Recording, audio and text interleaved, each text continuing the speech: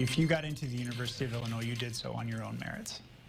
But that's not the case at some elite schools across the country. The biggest college admissions scandal ever is sparking conversation among school leaders. Good evening, I'm Paul Cicchini. And I'm Jennifer Roscoe. The fallout continues from all of this. One of the women indicted, who has Central Illinois ties, was in court this afternoon.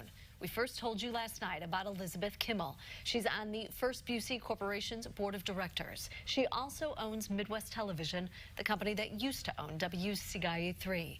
WCIA3's Eric Payne live in Champaign. So Eric, let's start with what happened in court. Well, she was supposed to appear in federal court today, but instead she'll appear before a judge in Boston at some point in the future. Yesterday, she was arrested in her California home, and she's accused of paying hundreds of thousands of dollars to get her kids into college. Nearly a dozen pages in an extensive criminal complaint with the Justice Department detail how Elizabeth Kimmel paid to get her daughter into Georgetown and her son into USC. Her daughter doesn't have any record with the Southern California junior tennis program. Her son doesn't have any record participating in track and field. But that didn't stop them from getting into college as athletes. These documents show the fake picture that was sent to USC, making it look as though Tommy Kimmel was an elite high school pole vaulter. Phone calls between the man who orchestrated the scheme and Kimmel and her husband describe how almost $500,000 in bribes were handed out to coaches at both universities.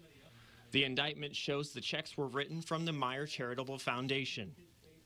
Kimmel's daughter graduated from Georgetown in 2017, and her son started attending USC last fall. University of Illinois undergraduate admissions director Andy Borst says the entire situation is sending ripples across colleges in America. I was shocked. I mean, the degree of which some of the violations are charged with are really out of the realm of anything that we've seen before. Borst says there are safeguards in place at the U of I to make sure that doesn't happen. They have layers of firewalls for prospective student athletes and within the admissions office as a whole. In fact, there have been instances where we're denying students with perfect test scores because we're looking at the whole application file.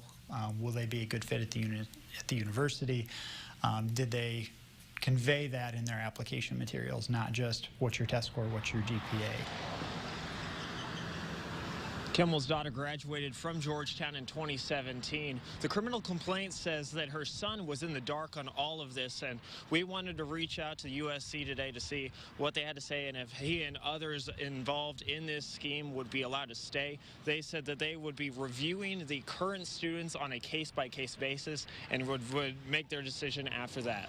Live in Champaign, Eric Payne, WCIA3, your local news leader. All right, Eric, thank you so much. Now, Kimmel and about 50 others have been charged in this, but there is more fallout. USC has fired its athletic director and water polo coach, both charged in the scheme.